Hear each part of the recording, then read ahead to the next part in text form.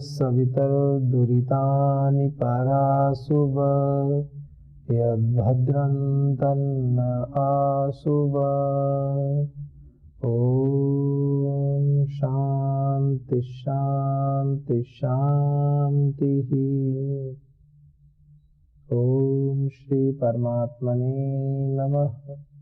ओम श्री गुरुभ्यो नमः। ओम सर्वेभ्यो नमः। ओम।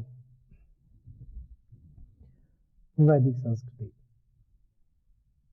वैदिक संस्कृति में हम स्वाध्याय कर रहे हैं अग्निहोत्र में प्रयुक्त मंत्रों का।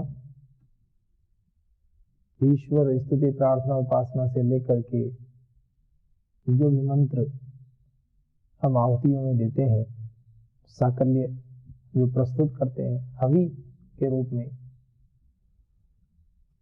और उस पूरे मंत्र को, उस पूरी विधि को करने के पश्चात जो प्रार्थनाएं करते हैं, राष्ट्रीय प्रार्थनाएं होती हैं, फिर सृष्टिकृत मंत्र से आहुति देते हैं। तो बहुत सुंदर मंत्र हैं, उनके विषय में हमने देखा, उनके अर्थों के विषय में हमने स्वाध्याय किया। और जितना भी मंत्रों के अर्थों को देखते हैं तो एक सामान्य समझ उत्पन्न होती है कि वेद के मंत्र मनुष्य के विकास के लिए, उसकी आध्यात्मिक चेतना के विकास के लिए सदैव प्रेरित करते हैं। मनुष्य को उसके कर्तव्यों का बोध कराते हैं और प्रतिपल यह एहसास कराते हैं कि ईश्वर सदैव हमारा रक्षक है, ईश्वर सदैव हमारे अंग संग है, हमें प्रेरित करता है और सदैव हमारे द्वारा की गई जो भूल है, जो त्रुटियां हैं, यदि आपका हृदय सात्विक है तो उनका दिग्दर्शन कराता है। उनको दूर करने के लिए आप सदैव तत्पर रहें। इस विषय में भी हमें निरंतर संदेश देता है, प्रेरणाएं देता है। और एक कहते वन स्टेप फॉरवर्ड, एक कदम और आगे की बात करता है। जो ये मंत्र हैं तो एक कदम आगे, और क्या हम देखते हैं, भगवान कहते हैं कि जो भी कहीं कुछ त्रुटि रह भी गई है ना, उसको भी, कोई हमसे त्रुटि हो भी गई है तो उस त्रुटि को भी वो दूर करते हैं। साधक की जो प्रार्थना है वो ऐसी है, और उस साधक की, उस यजमान की समस्त कामनाओं की पूर्ति करते हैं। आप जिससे प्रार्थना करते हो और उसमें यदि प्रार्थना को पूर्ण करने की सामर्थ्य ही ना हो तो मनुष्य प्रार्थना ही क्यों करे? एक सीधा सा प्रश्न उठता है। आप प्रार्थना कर रहे हो, यदि आप किसी ग्राम प्रधान से ये प्रार्थना करो कि मुझे एमपी का टिकट दिला दे,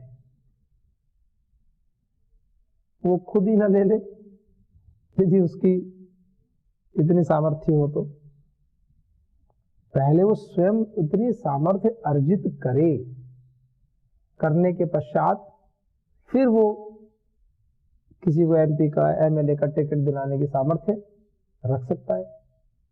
किसी अपवाद रूप में किसी ग्राम प्रधान की इतनी सामर्थ्य हो तो उसके लिए हम निषेध नहीं कर रहे हैं, अच्छी बात है, सामर्थ्य होनी चाहिए। एक सामान्य कथन कर रहा हूं।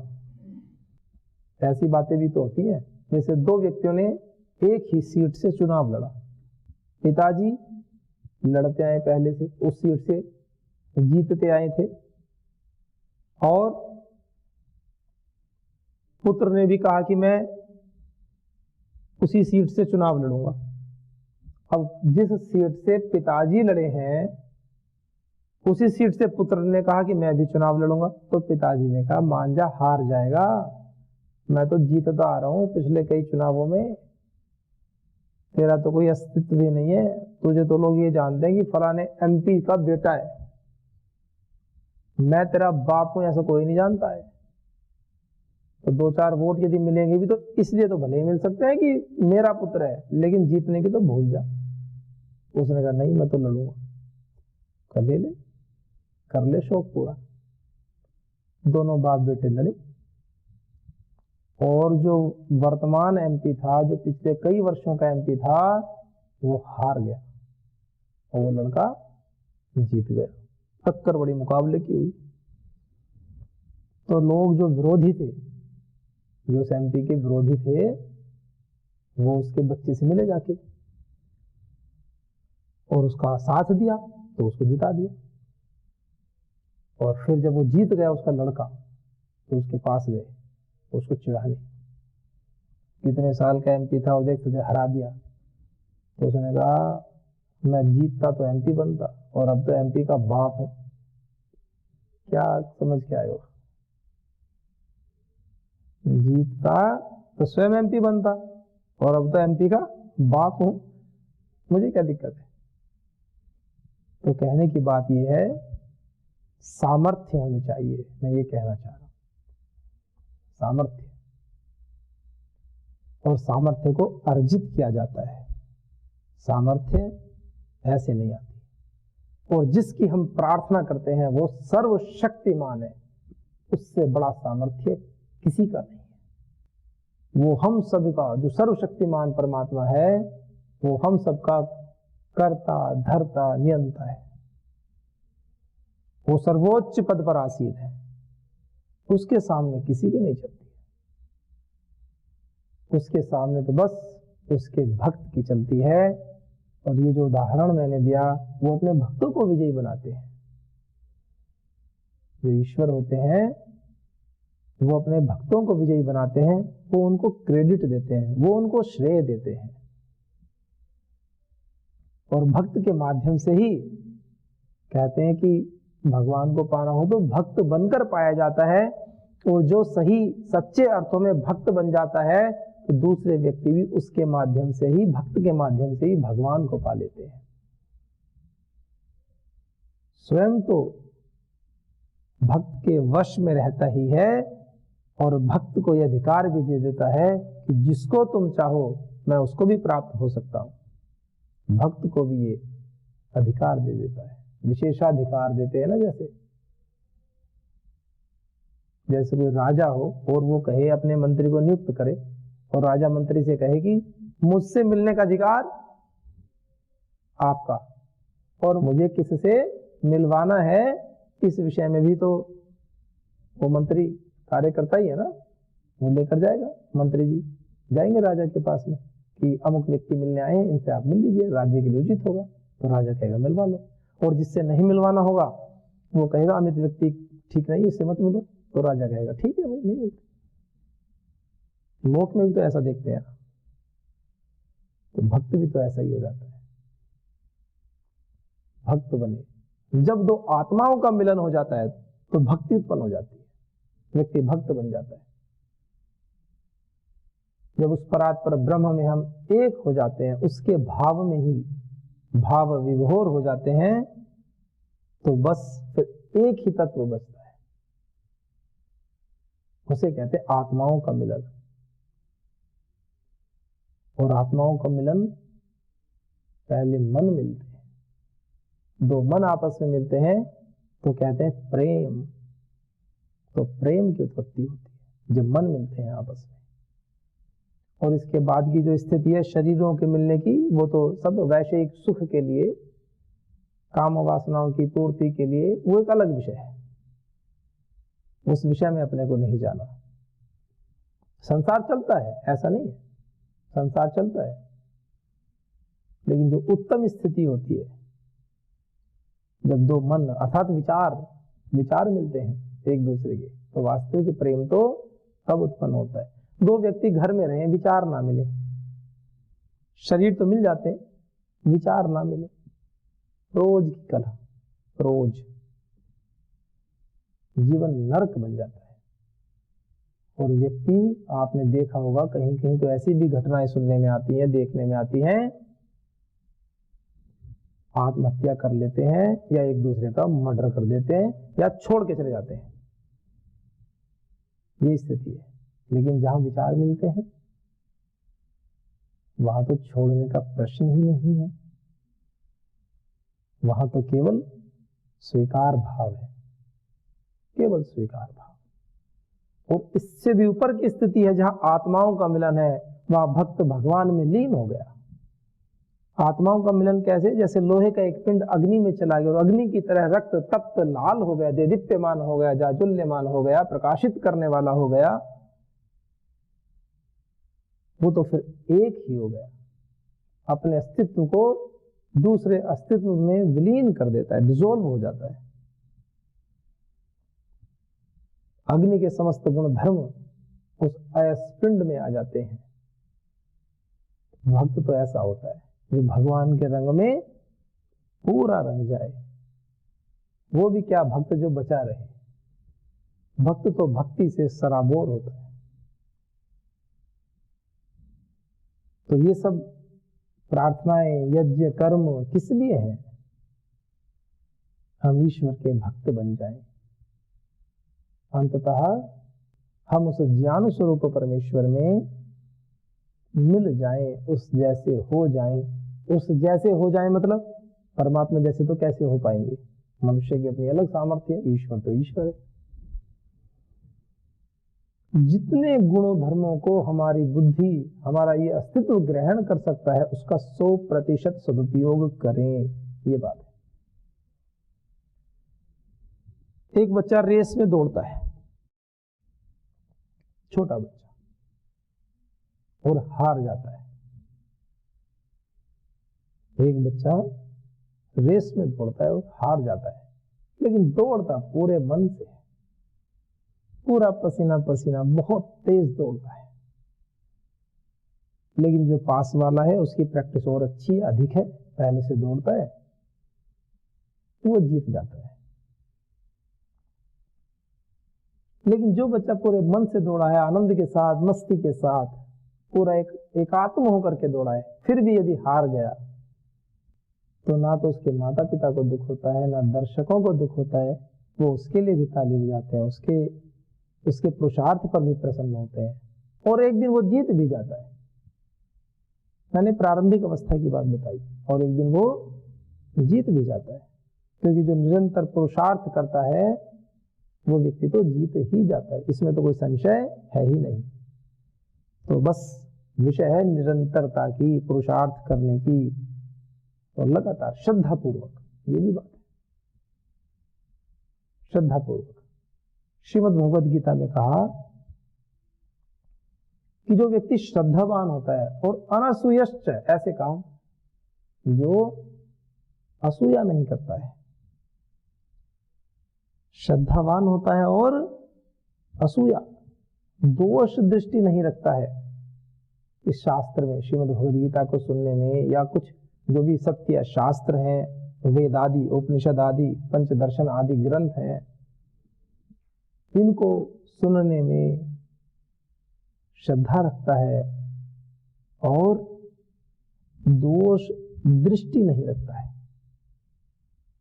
तो कहा वो व्यक्ति भी मुक्त आत्मा क्या होता है? और मुक्त आत्मा होता है, और वो उन पुण्य लोकों को प्राप्त कर लेता है जिनको पुण्य कर्म करने वाले व्यक्ति प्राप्त करते हैं। ऐसे कहा वो व्यक्ति जो केवल सुनता है और श्रद्धा से सुनता है, और जब सुनता है तो मन में दुराग्रह नहीं रखता है, प्रेम से सुनता है, उसमें दोष दृष्टि रखकर नहीं सुनता है कि देखो ये गलत है, ये गलत है, तो वो सुनने मात्र से भी उन दिव्य लोकों को प्राप्त कर लेता है जिन दिव्य लोकों को बहुत पुण्य कर्म करने वाले व्यक्ति प्राप्त करते हैं। इतनी बड़ी महिमा है। पर सुनना कैसा? एक दिन सुना, 5 दिन गायब, फिर छठे दिन सुना, फिर 4-5 दिन गायब, निरंतरता से। क्योंकि वहां जो बात आई है सुनने को लेकर के, तो जब हम रोज कोई अच्छी बात सुनते हैं तो रोज सुनते हैं तो रोज मन में जो विचार हैं, जो नेगेटिविटी है, वो रोज धीरे धीरे रिमूव होती है, हटती जाती है। और जब अच्छी बात सुनते हैं तो धीरे धीरे मन में, हमारे चित्त में संस्कार बनते हैं अच्छा कर्म करने के। अच्छे कर्म से हम प्रभावित होते हैं, अच्छे कर्म करने के लिए हम स्वयं को प्रेरित भी करते हैं, और धीरे धीरे हमारे जीवन से बुराइयां दूर होती जाती हैं और हमें पता ही नहीं चलता है। ये जीवन का सत्य है, लेकिन निरंतर करना चाहिए। स्वाध्याय, सत्संग निरंतर आवश्यक है मनुष्य जीवन के लिए, और इस सन्यासी जीवन के लिए, इस आध्यात्मिक जीवन के लिए। जो साधक, जो गृहस्थ, जो ब्रह्मचारी या वानप्रस्थ, किसी भी आश्रम में आप हो, आप नौकरी करते हैं, आप व्यवसाय करते हैं, अपना बिजनेस है, उसके भी कई प्रकार है। जिस भी क्षेत्र में आप कार्य करते हैं, कृषि करते हैं, किसी भी क्षेत्र में आप कार्य करें, लेकिन हमेशा पूर्ण श्रद्धा से, पूर्ण भक्ति भाव से करें। तो निश्चित ही जब हम कोई कार्य करते हैं, पूर्ण मनोयोग से करते हैं, तो वो सफल होता है। वेद मंत्र हमें यही तो बता रहे हैं।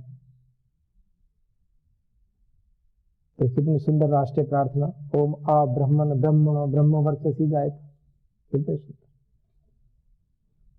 और सृष्टिकृत आहुति, ईश्वर ने हमारे लिए जो भी अच्छा कर सकते थे भगवान जी, वो सब किया है। मनुष्य जीवन देना, समझो इस जीवन की सबसे अधिक बहुमूल्य वस्तु, इस पूरे ब्रह्मांड की जो सबसे बहुमूल्य वस्तु है, वो हमें दे दी परमात्मा ने। अब मांगने का कार्य नहीं है, परमात्मा को छोड़कर अब कुछ नहीं मांगना। बस जीवन का एक ही संकल्प, हे प्रभु आपको ही पाना है, बस, अब और कुछ नहीं। हाँ, उसके साधन करने पड़ेंगे। अज्ञान को मिटाना पड़ेगा। उसके लिए तो साधन है, सत्संग है, गुरुजनों की शरणागति है, अनकंडीशनल सरेंडर, बिना शर्त के समर्पण करना पड़ेगा, तब बात बनती है। शर्तों पर सेवाएं नहीं होती हैं, शर्तों पर भक्ति नहीं होती है, शर्तों से भगवान नहीं मिलते, वो तो बिना शर्त के मिलते हैं। सेवा जब निष्काम हो जाती है, हम रोज अपने कटी वस्त्र धोते हैं, कुछ नया महसूस नहीं होता, कुछ नया अनुभव में नहीं आता है, रोज धोते हैं, अपने हैं, कभी मन में भाव ही नहीं आता क्यों धो रहे।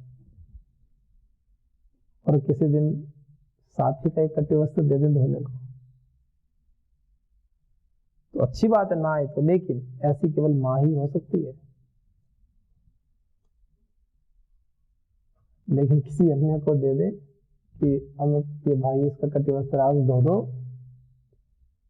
कहीं कुछ भी ना चाहे, पर मन में विचार जरूर आएगा कि दूसरे का कटी वस्त्र है। साधना तो तब है कि मन में विचार ही उत्पन्न न हो। जिस भाव से अपना कटिवस्त्र उठाया था धोने के लिए, और किसी भाई ने आकर कहा कि भैया ये कटिवस्त्र धो दीजिए, उसी भाव में रहते हुए उसी कटिवस्त्र को धोना। भगवान राम का आदर्श मानते हैं ना। पिताजी ने कहा कि सुबह राजगद्दी होगी, पूरे राज्य में ढिंढोरा पिट गए, पूरा राज्य उत्सव मना रहा है, खुशियां मनाई जा रही हैं, मिठाइयां बांटी जा रही हैं, पुष्प से सजा दिया गया है अयोध्या नगरी को, और पता चलता है शाम को कि बेटा तैयारी करो, वन जाना है। जी पिताजी, मन में भाव भी परिवर्तित नहीं है। विरोध की तो बात छोड़ दो, क्रोध की तो बात ही छोड़ दो, मन में भाव परिवर्तित नहीं है। यहाँ दूसरे का कटे वस्त्र देख करके भाव बदल जाता है, चेहरे की भाव भंगिमाएं बदल जाती है, व्यक्ति तर्क देता है, हेतु देता है कि यह तो मेरा नहीं है, इसका तो मैंने प्रयोग ही नहीं किया है। हम जिस पथ पर चल रहे हैं उस पथ की आवश्यकता क्या है, ये चिंतन का विषय है। ये तो सौभाग्य की बात है, ये तो सौभाग्य की बात है कि स्वयं सेवा का अवसर लेना चाहिए और सेवा आपके द्वार पर आई है और आप उसको ठुकरा रहे हैं। कहां जाएंगे? किस नादानी में हम जी रहे हैं? जिस पथ पर हम चल रहे हैं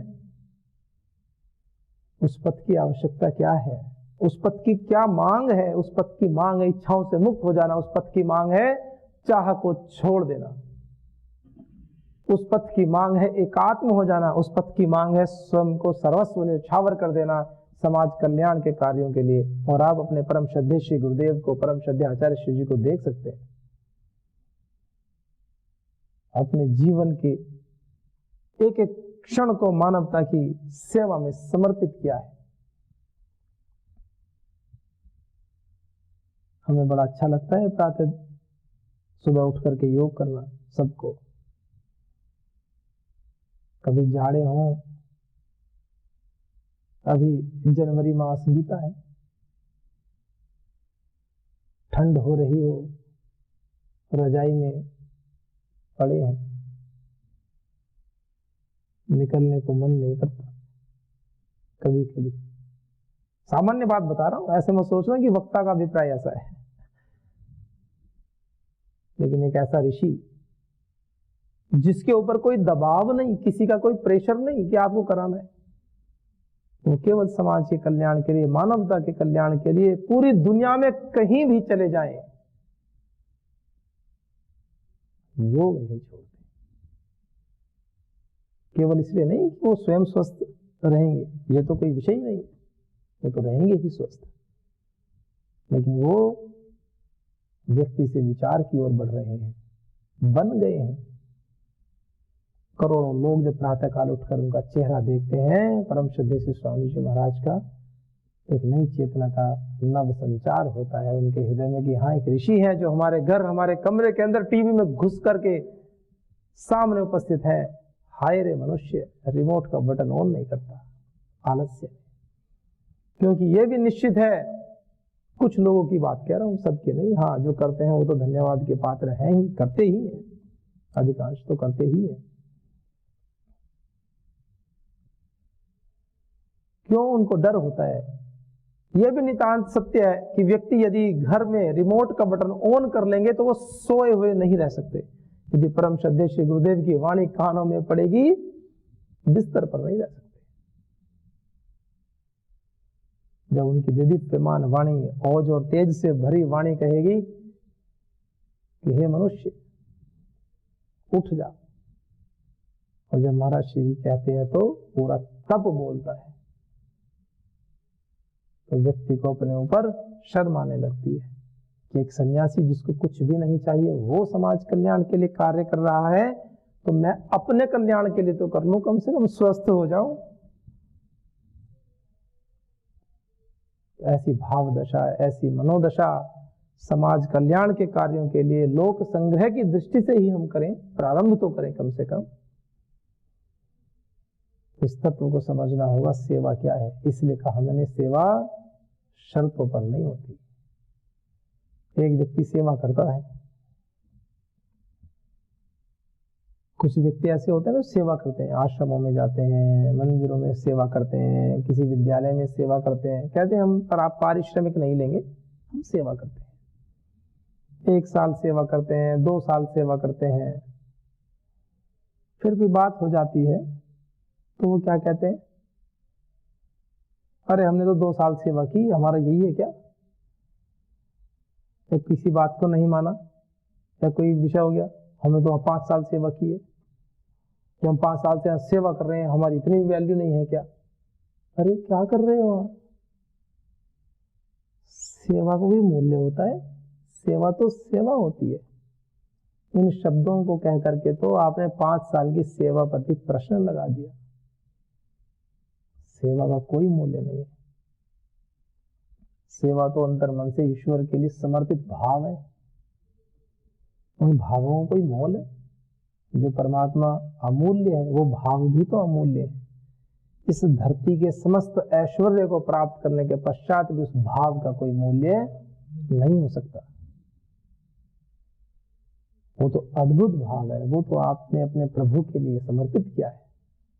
उसका मोल तोल करके उसको छोटा मत करें। सेवा तो बहुत बड़ा विषय है, ये छोटी या बड़ी नहीं होती, आपका भाव होता है। आप एक भाव से अपना कपड़ा साफ करते हैं, अपना रुमाल साफ करते हैं, उसी भाव से दूसरे का रुमाल साफ करते हैं। और एक व्यक्ति पैसे लेकर पूरी लॉन्ड्री में पूरे कपड़े धोता है दूसरे के, लेकिन उसका भाव अलग है, वो पैसा लेकर के धो रहा है। पैसा नहीं दोगे तो नहीं धो। और आप किसी की सेवा करते हो, छोटा भी कार्य करते हो, भाव का बड़ा महत्व है। तो आइए हम सबके भाव पवित्र हों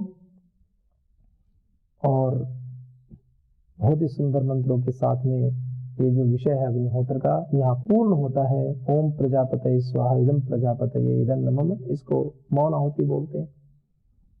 प्रजापतये इस सकल ब्रह्मांड की रचयिता प्रभु के लिए आहुति है। और बाद में आती है पूर्ण आहुति, इसे कहते हैं ओम सर्वम वै पूर्णम स्वाहा। ओम वो जो परमात्मा है, सर्वम सब जगह, वही निश्चित ही, पूर्णम पूर्ण है, व्याप्त है। क्या कहा? ओम जो परमात्मा है, ओम सर्वम सर्वम सब जगह, वही निश्चित ही, पूर्णम पूर्ण है, व्याप्त है। वो परमपिता परमात्मा सब जगह व्याप्त है। ओम सर्वमयि पूर्णम स्वाहा। उसको पाने के लिए प्रयत्न करो, अहंकार को छोड़ो। अंत में कहा। तो आइए शांति पाठ के साथ में, क्योंकि शांति का संदेश भी देते हैं बाद में। ओम द्यहो शांति, जो द्यूलोक शांत रहे, अंतरिक्ष द्यूलोक समस्त लोक में शांति हो, ऐसी बातें कहते हैं। पृथ्वी शांति, आप जल शांत हो। शांत का अर्थ क्या है? कल्याणकारी हो, हमारे लिए अच्छा। और औषधय शांति, औषधियां, जो भी औषधियां होती हैं जिनका हम सेवन करते हैं वो भी शांत हो, अर्थात अपने समस्त स्वरूप को प्रकाशित करने वाली हो।